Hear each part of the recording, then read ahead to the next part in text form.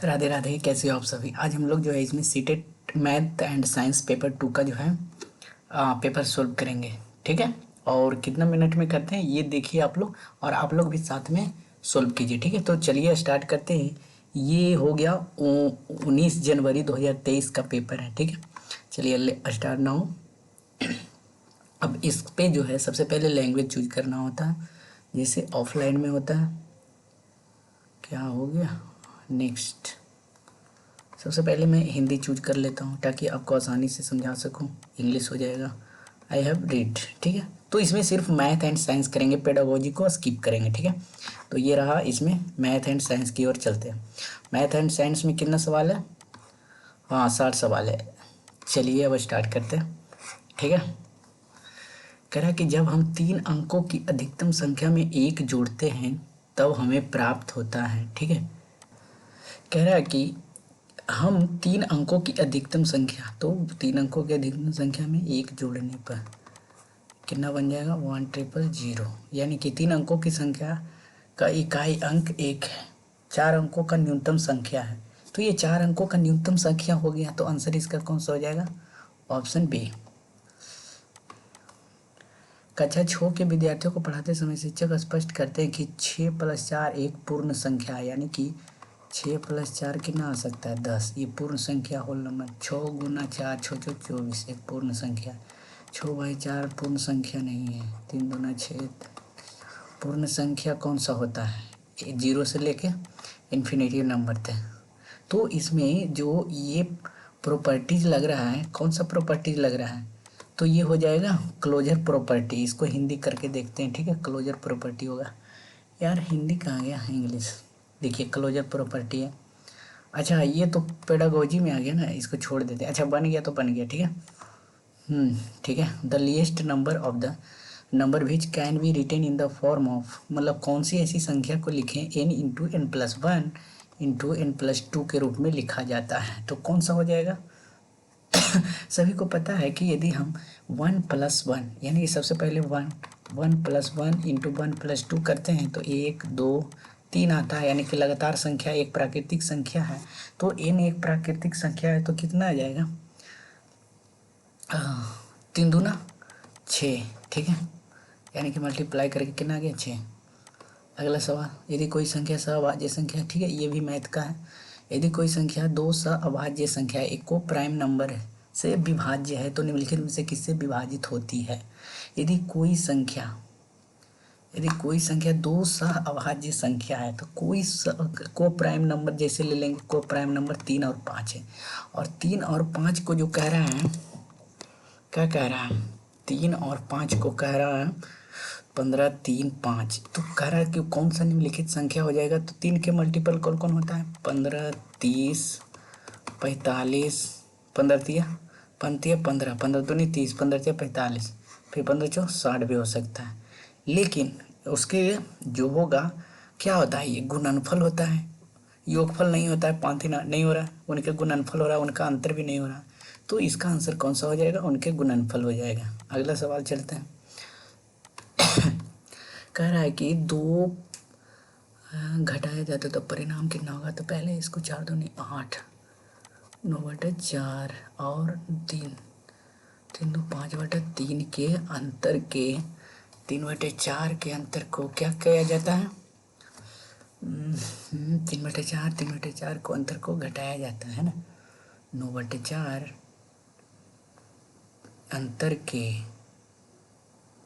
9/4 तो 8 1 9 3/4 को अंतर के 3/4 को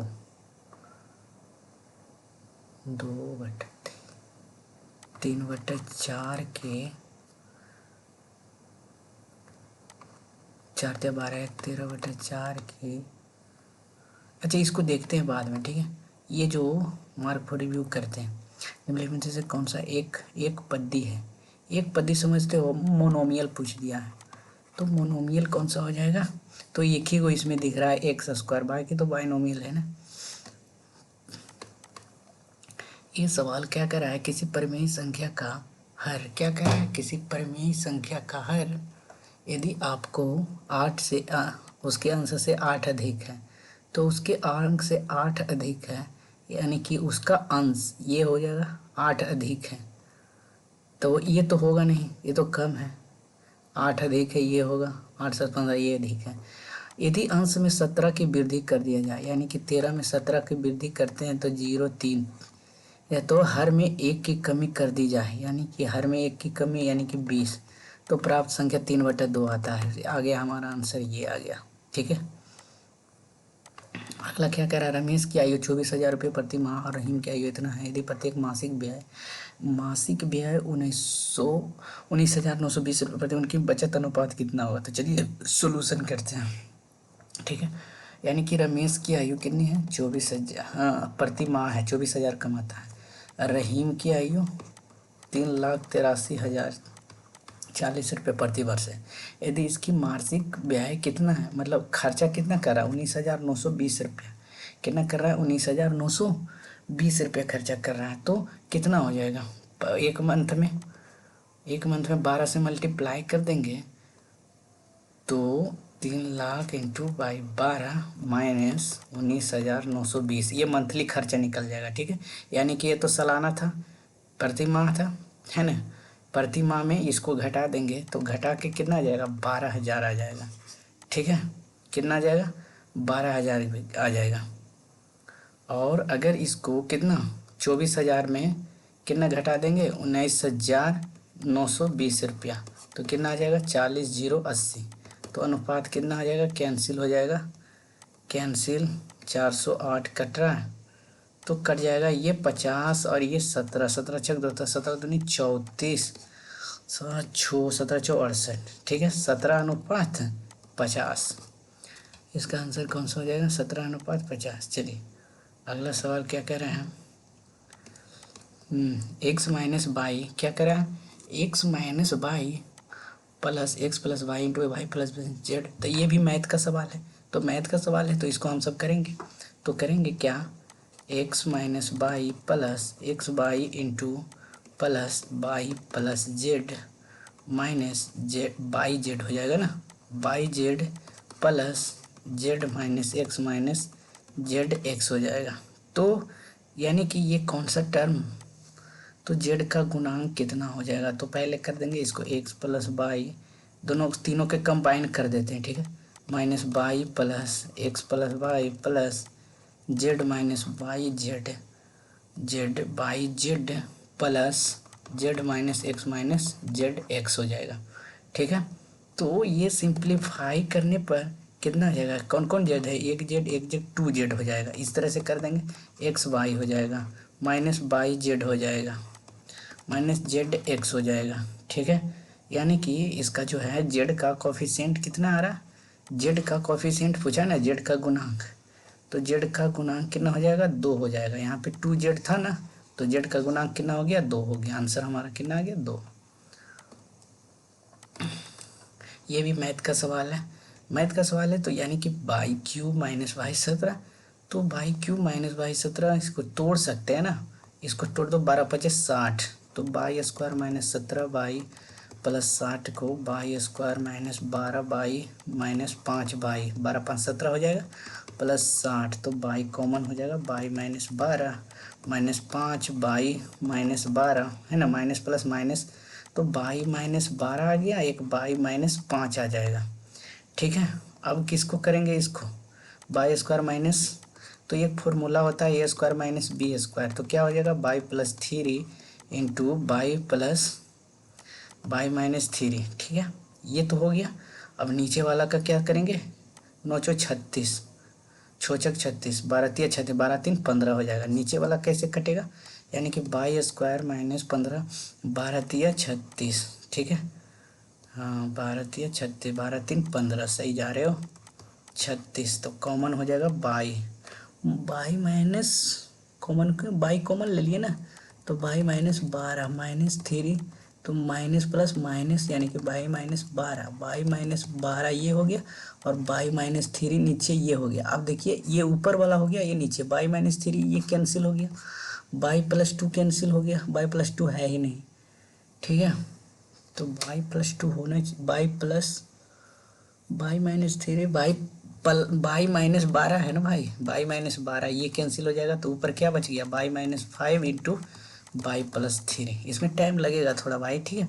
ऐसा नहीं है कि मतलब क्या कह रहे हैं उसको, हैरी पॉटर तुम लोग छड़ी, जादू की छड़ी आप पकड़े हुए अब बना लोगे, ठीक है।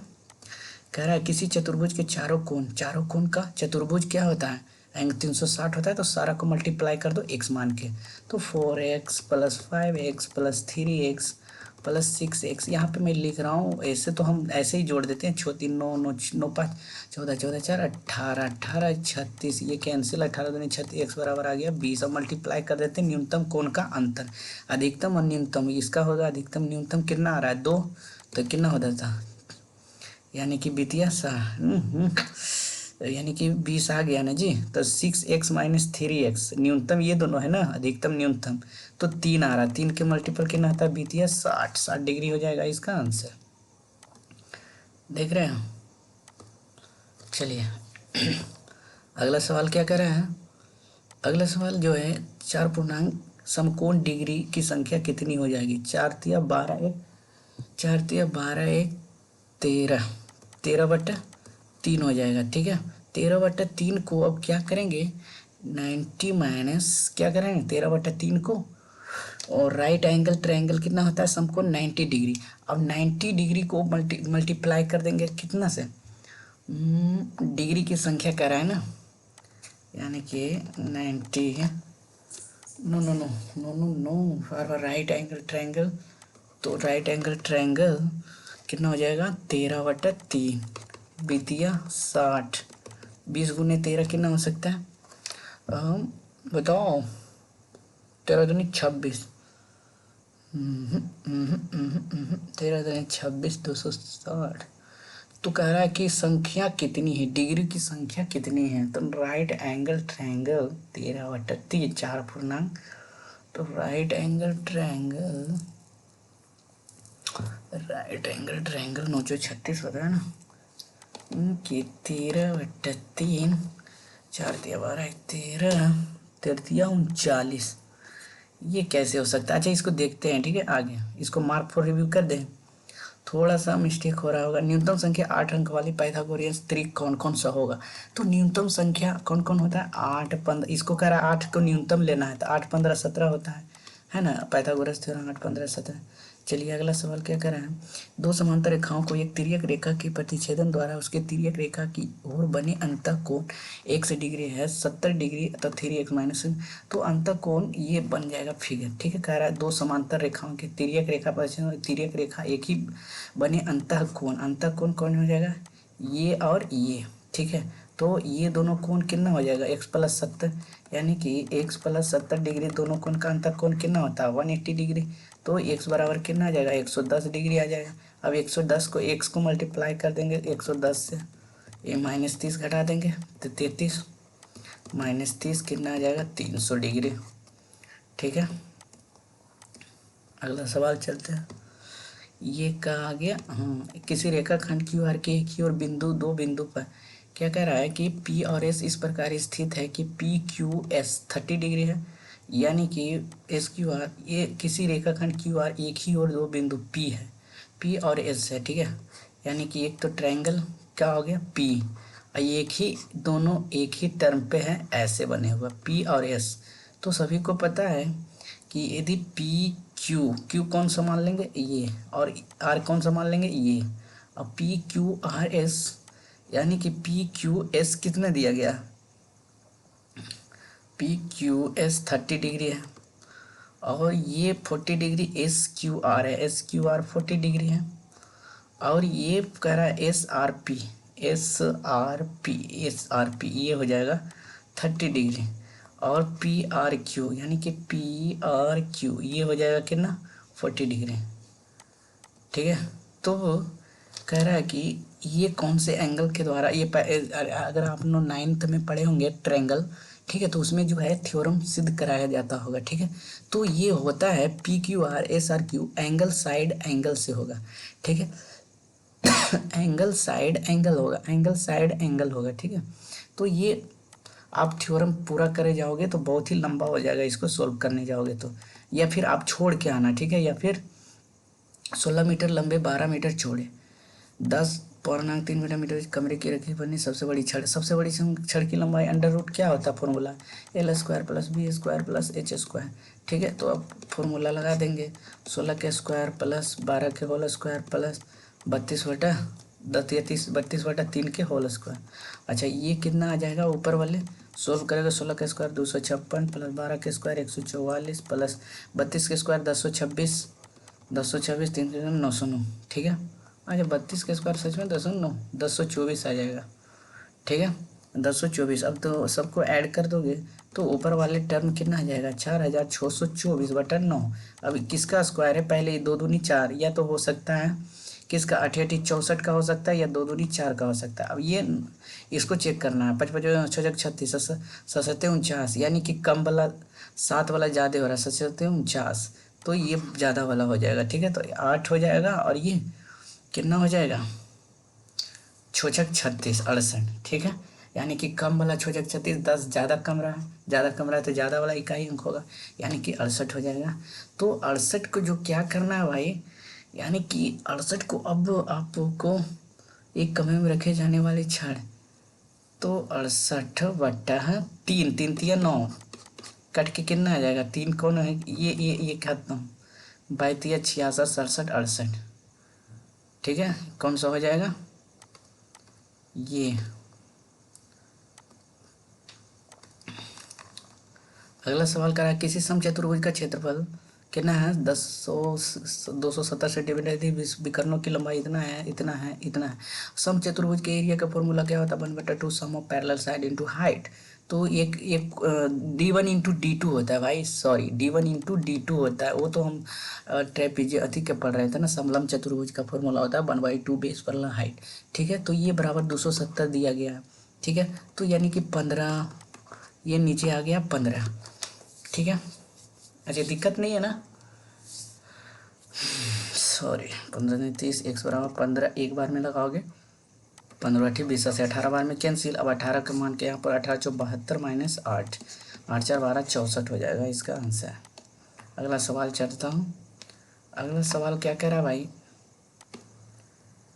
किसी वृत्ताकार बगीचे का व्यास 28 मीटर है, व्यास दिया गया 28 मीटर, तो रेडियस क्या हो जाएगा 14।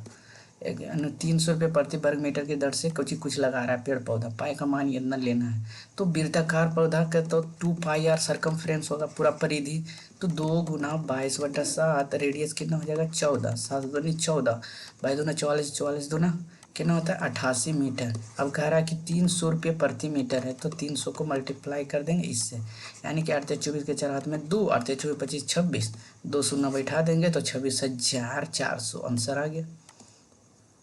कितना सेकेंड लिए, 40 सेकेंड। चलो, अब कह रहा है 10 संख्याओं का माध्य 58 है, 10 संख्याओं का माध्य 58 है, यानी कि 58 गुना 10, ये टोटल सम निकल जाएगा, यानी कि 580।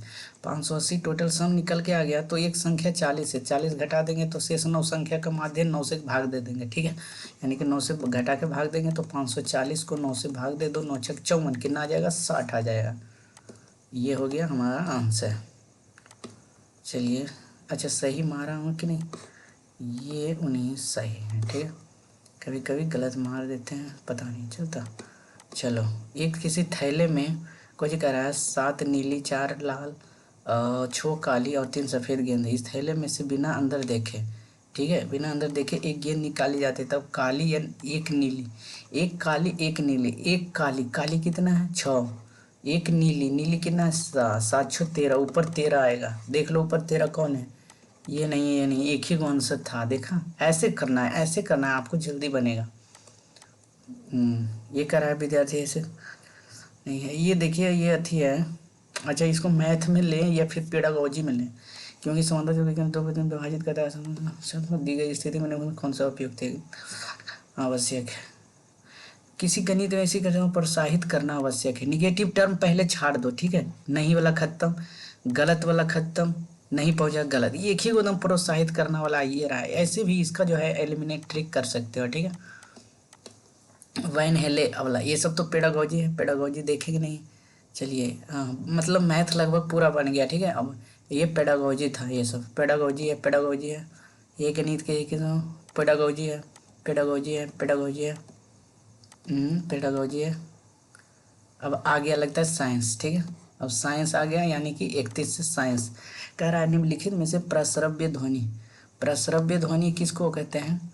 यानी कि सभी को कहता है कि साउंड क्या होता है, लॉन्गिट्यूडिनल वेव, और ट्रांसवर्स वेव क्या होता है, लाइट। लाइट क्या होता है, ट्रांसवर्स वेव, ठीक है भाइयों। तो कह रहा है कि अल्ट्रासाउंड में, जो कि अल्ट्रासाउंड वेव में यूज नहीं करते हैं, अल्ट्रासाउंड वेव में यूज नहीं करते हैं, तो मानव कर्ण के कार्य के जांच करने। अल्ट्रासाउंड में कान जांच नहीं होता है, ठीक है। महासागर की गहराई क्यों करते हैं, है ना। ये जो सर्जिकल, जब क्या कहते हैं, सर्जरी करते हैं उसमें करते हैं, जोड़ों का दर्द में भी करते हैं, लेकिन इसमें नहीं करते हैं। तो आंसर कौन सा हो जाएगा, नहीं पूछा है थी, ठीक है, ध्यान देना, यहाँ पे नहीं पूछा है। तो आंसर कौन सा हो जाएगा, मानव के कान में अल्ट्रासाउंड नहीं करते हैं। अब कह रहा है कि किसी भारी वस्तु के पहचानती वस्तु को सरकाना आसान होता है। क्यों होता है भाई? घर्षण वस्तु के द्रव्यमान के व्युत्क्रमानुपाती होता है। नहीं, व्युत्क्रमानुपाती नहीं होता है। घर्षण जो होता है वस्तु के द्रव्यमान के कर्मानुपाती होता है, ठीक है। यानी कि जो फ्रिक्शन होगा ये इनवर्सली प्रोपोर्शनल नहीं होगा, ये डायरेक्ट प्रोपोर्शनल होगा, ठीक है। तो इसका आंसर कौन सा हो जाएगा? ये फ्रिक्शन जो होता है does not depend on the mass, ठीक है। यानी कि ये जो होगा फ्रिक्शन द्रव्यमान पे नहीं, does not depend on the mass of the object, इस तरह से होगा, ठीक है। तो आर जो है इसमें गलत हो जाएगा, ये सही हो जाएगा। अगला सवाल चलते हैं। कह रहा है कि निम्नलिखित में से किस स्थान पर वायुमंडलीय दाब का निम्नलिखित में से होने की संभावना। अरे उगका ही नहीं रहा भाई, अच्छा ये ले लिया था। चलो, निम्नलिखित में से किस स्थान पर वायुमंडलीय एयर प्रेशर सबसे कम होने की संभावना कहाँ रहेगा, बताओ। तो ऑप्शन यहाँ पे जगह का नाम दिया गया है, चेन्नई, लेह, कोटा, शिमला। कोटा कहाँ है, उड़ीसा, ये तो कोटा राजस्थान में, मतलब ऊपर है। शिमला हिमाचल प्रदेश, शिमला हिमाचल प्रदेश, शिमला कहाँ है? तो ये जो हिमाचल प्रदेश शिमला हायर एल्टीट्यूड से लोअर एल्टीट्यूड में वाला जगह, चेन्नई तो नीचे है, ये तो होगा नहीं, न्यूनतम होने की संभावना। लेह सबसे ऊपर है, या तो ये हो सकता था या तो ये हो सकता था, लेकिन शिमला से आगे लेह, ठीक है। एयर प्रेशर जो होता है ऊपर जाने पे डिक्रीज होता है, एयर प्रेशर जाने पे डिक्रीज होता है, तो सबसे ज़्यादा ऊंचाई पर जो है उसी का तो रहेगा ना न्यूनतम दाब। यार हमें न्यूनतम पूछा है, अगर मैक्सिमम पूछता तो चेन्नई हो जाता, ठीक है। न्यूनतम होगा तो इसमें ले ऊपर वाला हो जाएगा शिमला। तो हमारा आंसर कौन सा हो जाएगा, इस तरह से साफ छाटना था ऑप्शन। कह रहा है कि निम्नलिखित में से कौन सा कथन सत्य है। कह रहा है कि ये जो अलैंगिक प्रजनन होता है बाह्य निषेचन होता है, ये तो सही है, ठीक है। एक पुरुष एक मर्द होता है। पौधों में लैंगिक और अलैंगिक दोनों प्रकार के प्रजनन करने के, यूनिसेक्सुअल बाइसेक्सुअल दोनों होता है पौधों में। तो कथन सत्य कौन सा हो जाएगा, ये वाला हो जाएगा। लेकिन यहाँ पे हमें एक्सटर्नल इंटरनल बाह्य निषेचन होता है, अलैंगिक परिजनन, यानी कि जब ए सेक्सुअल रिप्रोडक्शन, कह रहा ए सेक्सुअल रिप्रोडक्शन, सेक्सुअल में बाह्य निषेचन। बाह्य निषेचन कब होता है, जब आप देखते हो इंद्रा IVF, है ना, जो होता है कि पुरुष का स्पर्म मेल का वेजिन अथी, उससे क्या टेरस में जो होता है गर्भावस्था लेकर एक अथी में रख देते हैं, शीशे में, जार में, ये होगा बाह्य निषेचन। तो ए सेक्सुअल रिप्रोडक्शन तो इंटरनल हुआ ना, ठीक है, इसमें तो ये नहीं होगा। ये कहा जरायुजु, जरायुजु मतलब क्या होता है, विवेप्रियस, अनिषेचित अंडा उत्पन्न करते सभी जरायुजु जीवों में। ये सब नहीं पढ़े हो तो छोड़ दो, ठीक है, यानी कि आप एलिमिनेट भी कर सकते हो ऑप्शन को, या फिर क्वेश्चन स्किप भी कर सकते हो। कह रहा है कि W पदार्थ है गलनांक के प्रतिरोध क्षमता है, यानी कि इसमें कहा गया है कि मेल्टिंग पॉइंट उच्च और प्रतिरोध उच्च दोनों होना चाहिए। तो निम्नलिखित में कौन सा पदार्थ, विद्युत हीटर, विद्युत हीटर में गलनांक उच्च रहेगा, यानी कि नाइक्रोम यूज होता है उसमें, ठीक है। तो रेसिस्टेंस प्रतिरोध क्षमता भी उसका उच्च रहता है, इसलिए इसका जेड हो जाएगा, ठीक है, इसका आंसर जेड हो जाएगा। यार देखिए निम्न गलनांक रहेगा, उसका नहीं होता निम्न गलनांक। निम्न गलनांक हटा दो, अगर उच्च है तो प्रतिरोधक क्षमता भी उच्च होगा, दोनों वाइस वर्सा होता है, ठीक है। अब क्या कर रहा है कि पेशीय कोशिकाएं आकार में लंबी एवं पतली होती है, यानी कि जो मसल सेल्स होता है लॉन्ग एंड थीन शेप में होता है, ठीक है, ये तो सही है। इसमें विस्तारण एवं संकुचन में सहायता करता है। ये फैलने में, आयन सिकुड़ने में जो है पेशी कोशिकाओं के आकार में क्या करता है, हेल्प करता है। ठीक है, तो ये जो होगा ये और दोनों सही है और व्याख्या करता है, करेक्ट एक्सप्लेनेशन है, तो ऑप्शन ये हो जाएगा। ठीक है, अच्छा ये चलता हूँ किसी समतल दर्पण पे। ठीक है, किसी समतल दर्पण पे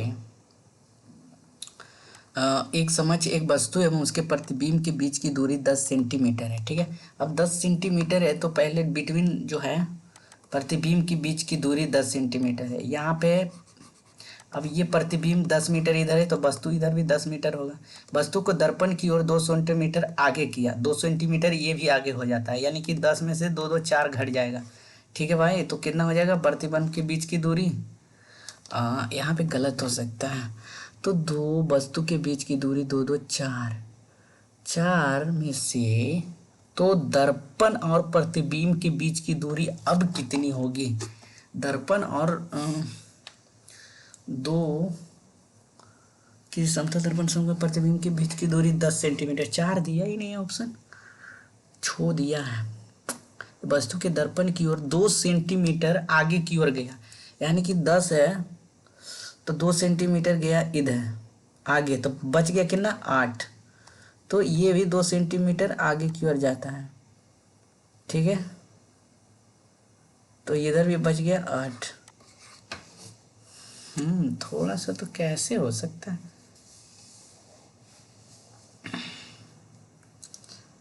हम्म, 10 में 4 जगह 6 ही सेंटीमीटर आना चाहिए भाई। मार के देखते हैं। ठीक है, चलो अगर हमारा गलत आ रहा है तो आप लोग बता सकते हो कमेंट में। किसी बीकर के कॉपर सल्फेट आयन में, कॉपर सल्फेट आयन में 2 कार्बन इलेक्ट्रोड डाले गए हैं।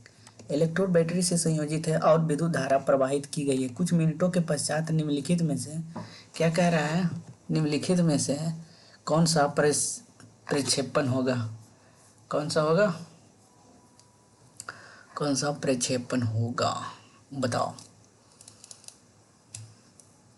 हमें नहीं पता। एनोड पर बुलबुले बनेंगे, कैथोड पर कॉपर निक्षेपित होगा, कैथोड पर बुलबुले बनेंगे। ठीक है, इसको हम मार्क फॉर रिव्यू करते हैं, अच्छा सवाल था। तड़ित झांझा यानी कि थंडर स्टॉर्म, जब थंडर बारिश अति होते बारिश में जब होता है, निम्न में कौन सा कथन सत्य नहीं है पूछा है।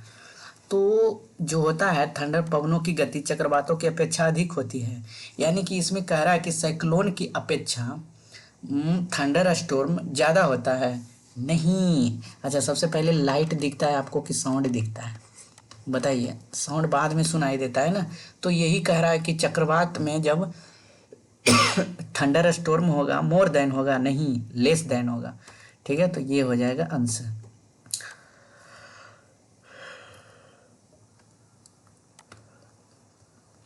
अगला सवाल क्या कह रहे हैं, एक सेकेंड रुक जाओ भाई।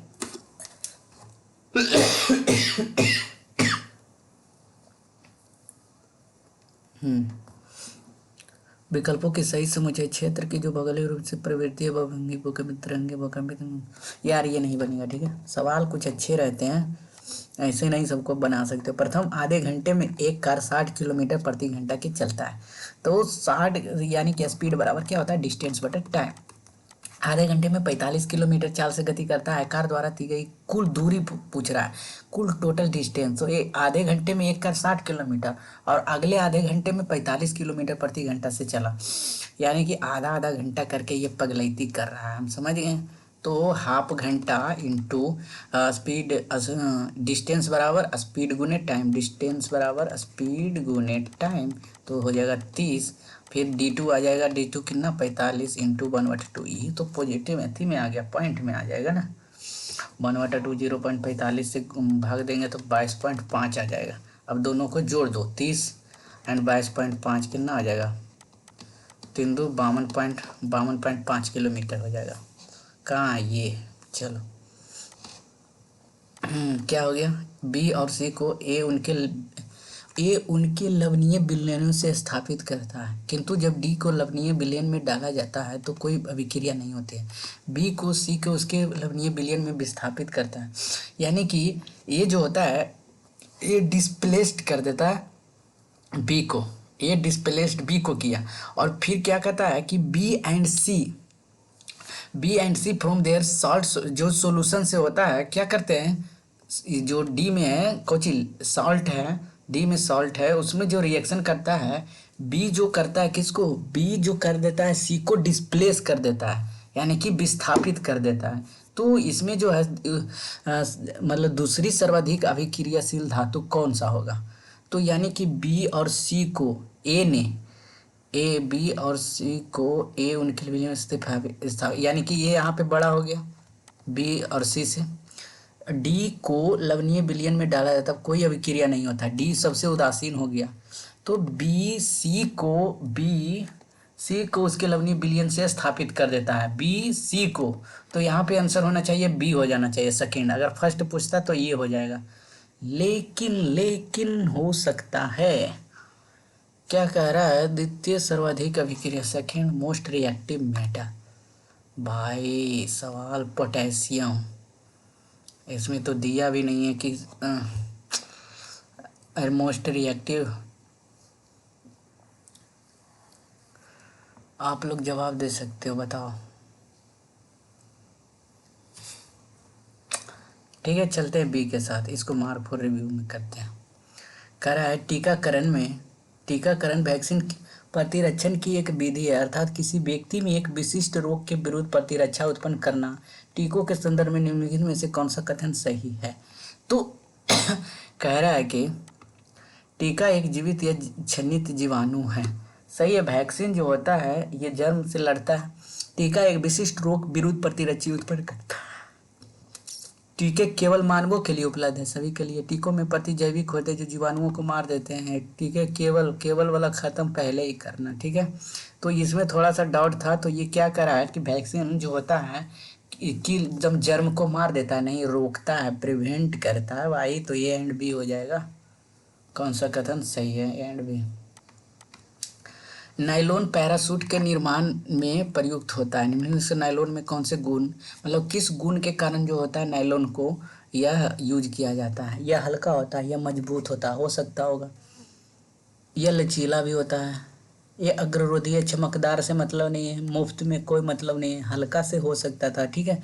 तो अगर मिला लें बी सी डी ए तो इसमें शामिल ही नहीं किया, सी डी ई पहले ही हटा दो, ई एफ वाला भी पहले हटा दो, ए बी डी लचीला, ए बी डी, अरे भाओ ए बी डी या बी सी डी, ये हल्का होता है। नायलॉन पैराशूट के निर्माण में प्रयुक्त, नायलॉन में कौन से गुण उसके उद्देश्य के लिए उपयुक्त, तो कौन छोड़ रहा है बी सी डी एक, यह लचीला होता है नायलॉन। चलो हम ऑप्शन बी के साथ चलते हैं, ठीक है। इसमें कुछ तुक्केबाजी भी करना होता है भाइयों। अग्निशामकों में द्रव कार्बन डाइऑक्साइड का उपयोग किया जाता है, यानी कि जब फायरमैन आता है तो उसमें क्या होता है, कुछ लिक्विड कार्बन डाइऑक्साइड का उपयोग करते हैं। सही है। कार्बन डाइऑक्साइड ऑक्सीजन से हल्की होती है, इसलिए ऑक्सीजन की आपूर्ति का विरोध नहीं, कार्बन डाइऑक्साइड होता है जब आग लगता है तो बुझाने में मदद करता है, अगर आप ऑक्सीजन लेके जाओगे तो फिर से जलना शुरू हो जाएगा, ठीक है। तो ऐसा कहना गलत है। Option A is true by R is false. जीवाणुओं के संदर्भ में निम्नलिखित में से कौन से कथन सत्य है, जीवाणुओं के संदर्भ में, यानी कि बैक्टीरिया, रिगार्डिंग बैक्टीरिया, तो दे है क्या कह रहा है, ये शाकाहारियों में सेलुलोज के विघटन में सहायता करता है, सही करता है, सेलुलोज को तोड़ता है, यूनिसेलुलर है बैक्टीरिया, सभी को पता, हमने सेल में पढ़ रखा है। और बैक्टीरिया क्या है, प्रोकैरियोटिक है, ठीक है, प्रोकैरियोटिक है। अब ये मानवों में पाचन तंत्र की प्रक्रिया में सहायता करता है, मानवों में पाचन बैक्टीरिया अंदर में होता है, ठीक है, तो थोड़ा पाचन तंत्र में, ये प्रतिजैविक के उत्पादन में प्रयुक्त होता है, ये प्रतिजैविक में उत्पादन होता है, ये प्रतिजैविक उत्पादन होता है, ये केक बनाने में प्रयुक्त है, ये अल्कोहल बनाने में प्रयुक्त है, ये बायोगैस के संयंत्र में, यार ये सब देखो ऐसे ही ऑप्शन एलिमिनेट होने वाला था, ठीक है। तो कौन हो जाएगा, A B C and F, A B C and F, C and F. चलो अगला सवाल चलता हूँ। अचारों में नमक का उपयोग परिरक्षक के रूप में होता है क्योंकि यह सूक्ष्म जीवों को शांत करने के लिए अम्लीय होता है। आर्द्रता के स्तर को कम करता है, इसमें जीवों की वायु का अवरोध उत्पन्न करता है, इसमें जीवों प्रवेश नहीं करते। जैसे रसायन जो सूक्ष्म जीवों को समाप्त कर देता है। तो ये क्या करता है? ये आर्द्रता के स्तर को कम करता है, जो जिसमें सूक्ष्म जीवों की वृद्धि जो होता है रुक जाता है, यानी कि सड़ने गलने से बच जाता है। दो अनावेशी पिंडों एक्स और वाई के आपस में एक दूसरे से रगड़ा जाता है। एक्स और वाई में उपर्जित जो होगा क्या करेंगे? तो ये क्या होगा? यानी कि जो अनावेशित कह रहा है ना, अनचार्ज्ड बॉडी, जैसे दो चार्ज बॉडी को ऐसे गर्म करते हो तो पहले क्या हो जाता है? आवेश हो जाता है, यानी कि आवेशित हो जाता है, गर्म हो जाता है। तो पहले तो वो समान होना चाहिए, जो भी है वस्तु समान होना चाहिए और उसका आवेश विपरीत लगना चाहिए, यानी कि इस तरह से इसको ऊपर ले गए तो ये नीचे गया, एक ऊपर गया तो ये नीचे गया, ठीक है, इस तरह से रगड़ा जाता है। तो विपरीत आवेश। अगला सवाल, ये क्या कह रहा है भाई? ये क्या कह रहा है? अच्छा, डिस्क के आकार बदलती है, रक्त के स्कंदन में सहायता करती है। किसके बारे में पूछा है? रक्त कोशिका के बारे में पूछा है, ठीक है। तो डिस्क के आकार में बदलती है, रक्त के स्कंदन में। डिस्क के आकार में कौन रहता है? आरबीसी रहता है, ठीक है। डिस्क के आकार में आरबीसी रहता है, रेड ब्लड सेल्स। चलो, रेड ब्लड सेल कौन कौन है? 2 हैं। अब कह रहा है आकार बदलती है। आकार कौन बदलेगा भाई? तो डब्ल्यूबीसी बदलता है आकार, देखते हो, खत्म होते रहता है फिर बनते रहता है। और क्या होता है? प्लेटलेट्स जो है रक्त के स्कंदन में सहायता करता है। तो ऑप्शन बी हो जाएगा। अगला सवाल, किसी बड़े पात्र में जल का तापमान 50 डिग्री सेल्सियस है। अनीता ने इस जल को 250 ml के बीकर ए में, 750 के बीकर बी में ऊपर तक रखा। में कौन सा कथन सही होगा? देखो, जल का तापमान तो पहले 50 डिग्री सेल्सियस है। अब इस जल को, मतलब जो गर्म था, 250 ml के एक बीकर में रखा, मतलब ये 250 ml का बीकर है, एगो 750 ml का ये बड़ा बीकर है। तो एरिया जितना छितराता है तापमान उसका, यानी कि तापमान कमते जाता है, ठीक है। जब आप चाय पियो तो कप में गर्म लगता है, प्याले में पियो ऐसे, ठीक है, यानी कि तो थोड़ा सा ठंडा हो जाता है, यानी कि जब आयतन क्षेत्रफल बढ़ता है तो तापमान कमता है। तो क्या हो जाएगा भाई? कौन सा कथन सही है? जल का तापमान ना ना ना ना ना ना ना, ए और बी का जल का तापमान अभी तो एक समान है कि नहीं?